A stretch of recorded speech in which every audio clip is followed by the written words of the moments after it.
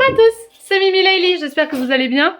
Je suis en Italie actuellement présentement avec mon chéri, mon cher et tendre qui est là derrière moi. Il fait coucou de la main. Et je me suis dit peut-être, maybe c'est une bonne idée de faire une espèce de mini vlog. Arrête de faire des bruits. Je me sers un verre d'eau et j'arrête. Il se sert un verre d'eau et il arrête. Voilà. Ne bois pas ton verre d'eau tout de suite s'il te plaît.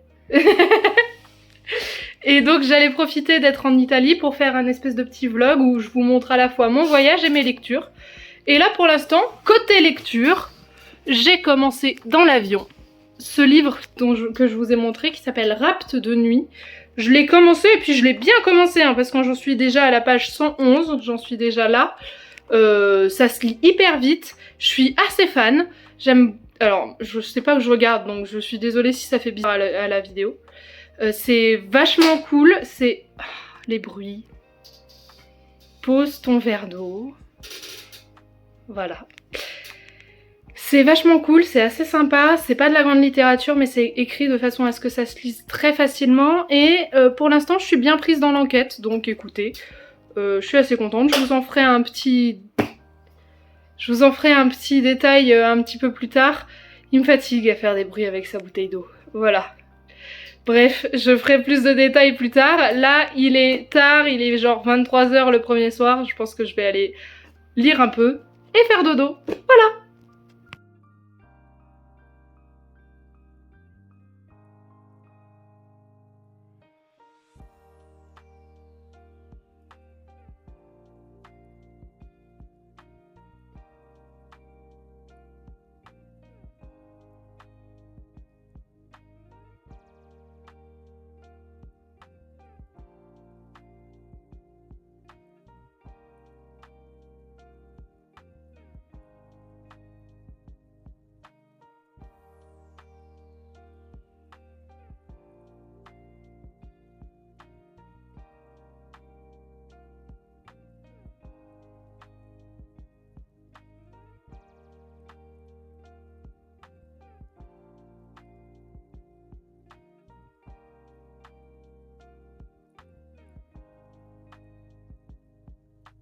Hello hello, je reviens vers vous pour vous parler un petit peu plus de Rapt de nuit de Patricia MacDonald parce que je me suis rendu compte que j'en avais pas du tout parlé hier. Du coup, de quoi ça parle? En gros, c'est l'histoire d'une jeune fille de 13 ans qui s'est fait enlever et kidnapper pendant qu'elle était dans une tente en train de camper avec sa famille et qui s'est fait tuer cette nuit-là. Et donc on suit Tess, la petite sœur qui a vu l'enlèvement, 20 ans plus tard, après la condamnation et la mise à mort de celui qui était considéré comme le coupable et que Tess avait dénoncé comme étant celui qu'elle avait vu enlever sa sœur. Sauf que 20 ans plus tard, ils découvrent et ils font une analyse ADN et ils découvrent qu'en fait l'ADN correspondant qui a été trouvé sur Phoebe, du coup la jeune fille qui a été enlevée, n'est pas celui de la personne qu'ils ont condamnée. Donc qu'ils ont condamné un innocent en fait. Et à ce moment-là, aux États-Unis, l'innocent, il est mort, parce que peine de mort. Du coup, il y a une très grosse discussion sur la peine de mort. Est-ce que c'est bien ou pas? Est-ce que c'est moral ou pas? Alors, je suis désolée, je tremble un peu, donc le cadre doit trembler un petit peu. Voilà, peut-être que c'est mieux. Non, c'est pas mieux avec le bras gauche. Bon bah, on va trembler, tant pis. Et du coup, une grosse discussion et pas mal de questions philosophiques. Et alors chacun son avis et je suis pas là pour donner le mien, mais en tout cas j'ai trouvé ça bien fait parce qu'on a vraiment des personnages qui sont de tous les points de vue et qui donnent leur avis vis-à-vis de ce qui se passe, qui est assez marqué et qui du coup peut présenter plusieurs intérêts. Et donc moi franchement je rentre bien dedans. Alors c'est pas immensément bien écrit, c'est un thriller qui se dévore comme un thriller de gare quoi si vous voulez. J'avais une analogie qui me venait en tête, qui en fait reste dans ma tête. C'est un petit peu comme si on regarde de la télé-réalité, vous savez. On sait que c'est pas bon, on sait que c'est mal cadré, mal filmé, que les acteurs sont pas bons, qu'il y a pas ou peu de scénario, etc., etc. Mais on en redemande quand même et on veut quand même voir la suite et on est toujours haleté parce qu'il s'est passé ça à la fin de l'épisode et qu'on veut voir ce qui se passe après. Et bah là c'est un petit peu la même chose en fait. Je sens que c'est mal écrit, je sens que c'est pas hyper bien décrit, mais...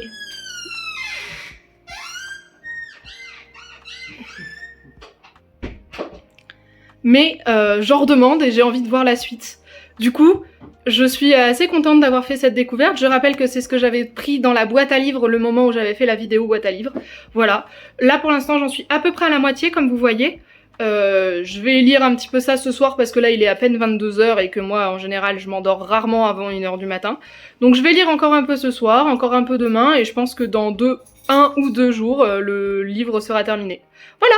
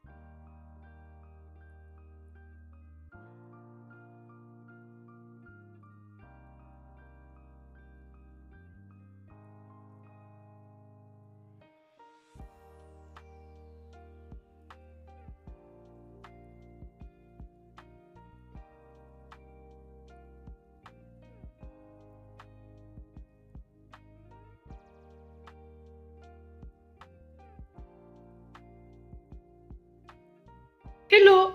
Bon, ça fait 2 jours, 3 jours que je vous ai pas repris. On est passé de Milan à Côme. On a à visiter des trucs de ouf. Normalement, vous avez vu sur le vlog, j'ai fait 2-3 petits plans si j'ai pensé à les faire et à les mettre, parce que c'est pas toujours le cas. Question lecture. Alors, j'ai fini Rapte de nuit j'ai lu la moitié du livre en une soirée parce que j'étais à fond dedans. J'avais trop envie de savoir la fin de l'enquête. Voilà, c'était exactement ce que j'imaginais que j'allais lire. J'ai pas vu venir la fin, pour une fois, mais franchement trop bien, trop bien. C'est vraiment les petits plaisirs coupables quoi. Et j'ai rencontré par balcon interposé une nana avec qui je me suis super bien entendue, qui m'a passé tant que le café est encore chaud, donc je vais pouvoir lire celui-là. Et du coup moi je lui ai donné Rapte de nuit. Et ensuite, voilà, j'en suis le vieux qui ne voulait pas fêter son anniversaire et j'en suis à peu près à la moitié, un petit peu moins de la moitié. Je m'ennuie, c'est pas du tout une lecture qui me plaît très fort. En fait, c'est tellement absurde que ça en devient trop, enfin c'est trop illisible pour moi, c'est trop absurde, c'est trop. Et du coup, j'ai l'impression vraiment qu'on a mis une suite d'événements comme si on avait demandé à l'auteur de dire tiens tu dois mettre ça et ça et ça dans ton roman et l'auteur il a fait ok et du coup il a accroché comme il pouvait des trucs improbables, la présence d'un éléphant en Suède, des courses poursuites avec un gang, une voiture qui explose, enfin bon bref, Je suis vraiment pas à fond dedans et c'est, alors j'irai pas jusqu'à dire une torture, mais c'est pas des moments agréables que je passe. J'hésite même à l'abandonner, mais j'ai jamais abandonné un livre, donc ce serait ma première. Voilà, donc je suis pas hyper emballée par le projet non plus. Voilà. Bon, on va voir. Je continue un petit peu et puis on va voir si j'arrive à le lire. Et sinon, j'ai qu'à lire en parallèle le temps que le café est encore chaud parce que en fait, ça faisait très longtemps que j'avais envie de le lire.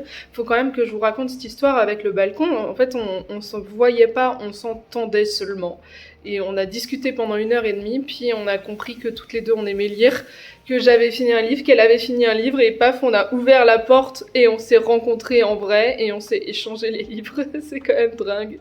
Quand même dingue. Voilà. Donc je vais peut-être faire ça, lire 2 livres en parallèle pour essayer de faire passer la pilule parce que pour l'instant ça me passionne pas de ouf.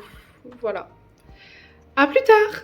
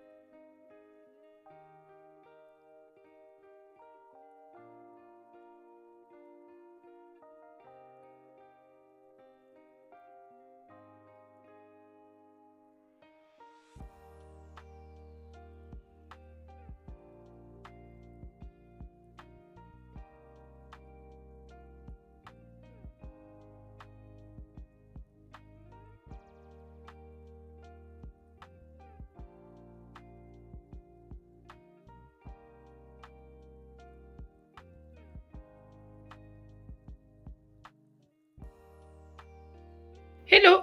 Bon alors finalement, contre toute attente, j'ai réussi à finir l'histoire du vieux là. En fait, passer le premier quart qui était vraiment insupportable. La suite, je me suis rendu compte que j'avais envie d'y retourner et que j'avais envie de savoir ce qui allait lui arriver.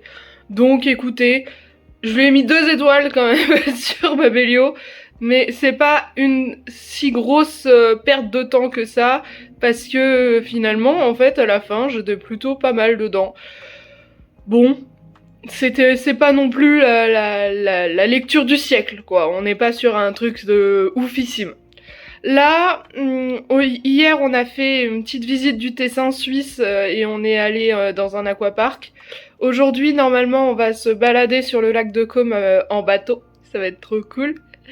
Et du coup, je pense que je vais commencer tant que le café n'est pas... tant que le café est encore chaud. Voilà. Voilà les news. Des bisous. Bon, alors il y a de la musique derrière, mais j'imagine que vous l'entendez pas trop. J'ai commencé du coup tant que le café est encore chaud qu'on m'a donné à Milan. Enfin, je l'ai commencé. J'en suis à la moitié. Ça se lit très vite, très rapidement. C'est très cosy, j'aime beaucoup. En fait, c'est inspiré d'une pièce de théâtre et je le savais pas du tout. Et du coup, en fait, on a une série de petites scénettes qui font penser à des mini tranches de vie. Donc forcément, moi, j'adore. Et on a limite des toutes petites infos, des toutes petites histoires dans l'histoire générale. Et j'aime beaucoup, en fait. Je trouve ça assez cool. Ça ressemble un petit peu à une suite de nouvelles, mais en fait c'est pas vraiment ça, c'est un peu de la triche, vous voyez. Et moi j'aime bien quand on triche un peu avec le format nouvelle, parce que c'est ce que j'ai fait avec la cafette. Du coup voilà, je suis à fond dedans. Il y a même moyen que je le finisse ce soir, alors que je l'ai commencé tout à l'heure, vous voyez. Voilà pour la petite information. À plus.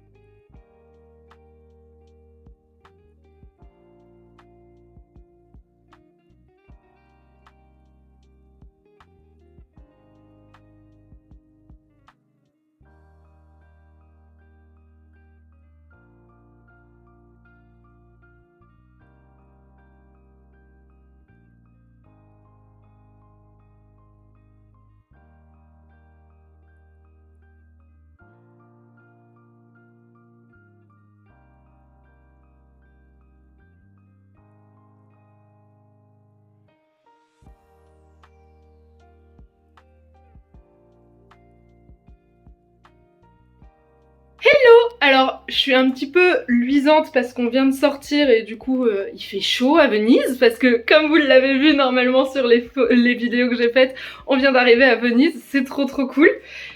Mon chéri m'a imposé de montrer ma nouvelle acquisition que je me suis fait offrir quand on était à l'aquapark. Je l'ai baptisé sobrement Mouton Lapinou. Parce que c'est un mouton avec des oreilles de lapin. Voilà. Je suis encore joliment habillée, voilà. Alors, on va pas faire de commentaires sur mes cuisses. Et surtout, on est là pour parler de livres. Du coup, j'ai commencé Le Clan du Corbeau Blanc, je l'ai bien commencé, comme vous pouvez voir. Je l'ai commencé hier, avant-hier? Avant-hier ou hier? Hier ou avant-hier? Non, hier, je crois. Mais en fait, c'est une pavasse de 600 pages, mais ça se lit très bien et très vite. Par contre, on est sur un tome 2, hein, mais méga trigger. Méga trigger warning pour absolument tout ce que vous pouvez imaginer. C'est très dark. C'est de la très dark fantasy. J'en avais déjà parlé parce que j'avais parlé du tome 1 quand j'avais fait ma vidéo sur les publications auto-éditées. Donc moi je suis très fan, j'avais envie de retourner dans l'univers. En fait j'adore l'univers, j'ai des images de l'univers qui restent dans ma tête quand je pose le livre, donc c'est que l'univers fonctionne parfaitement. J'aime trop les personnages, je suis très attachée à un personnage qui s'appelle Ayana qui est la guérisseuse. Étonnamment, moi je suis attachée à une guérisseuse, oh là là, tout le monde est étonné. Et ça parle de malédiction, ça parle de démons qui a envahi des corps de chamans, de guérisseurs, de tribus, etc. Et ça parle aussi de guerre de clans, de choses comme ça, et du coup il y a des passages qui sont très trash. Mais bon, moi, enfin, gros trigger, genre vraiment déjà, si vous avez pas 18 ans, on lit pas ça. Et ouais, non, gros trigger, si vous êtes sensible à n'importe quel sujet, en fait, vaut mieux éviter ce genre de lecture parce que ça va juste vous mettre mal. Moi, j'avoue que, comme je suis insensibilisée à tout, c'est pas tout à fait vrai parce que ça fait un moment que je décale la lecture de Betty de Tiffany McDaniel, si vous voulez, mais comme je suis insensible...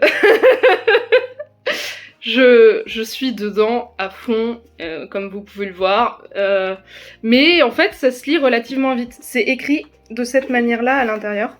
Alors il y a assez peu de marge en haut, mais c'est très aéré, très espacé. Voilà. Oh non, j'ai perdu mon marque-page. J'en étais chapitre 18, voilà. Voilà les news. Je vous mettrai quelques petits plans de notre visite de Venise parce que... je suis trop contente. On est à Venise en amoureux. Si c'est pas un cliché impossible, ça. On va pas faire le tour en gondole, on va pas en aller jusque là. Voilà, des bisous, ciao ciao.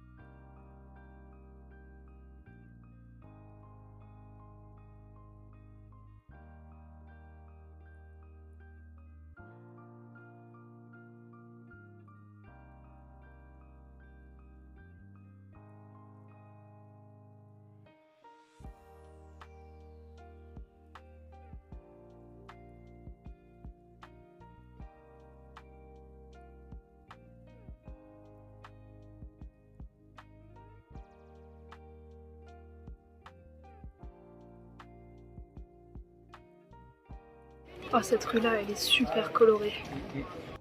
Hello, je suis à l'aéroport de Bergame parce que ça y est, c'est l'heure du retour. J'ai fini avant-hier le Clan du Corbeau Blanc, c'était trop bien. J'ai pas grand chose de plus à dire parce que c'est un tome 2 donc je peux pas spoil. Mais si vous connaissez pas la série et que vous aimez la dark fantasy, il faut foncer, c'est vraiment trop cool. Là, j'ai commencé un Musso parce que je t'aime.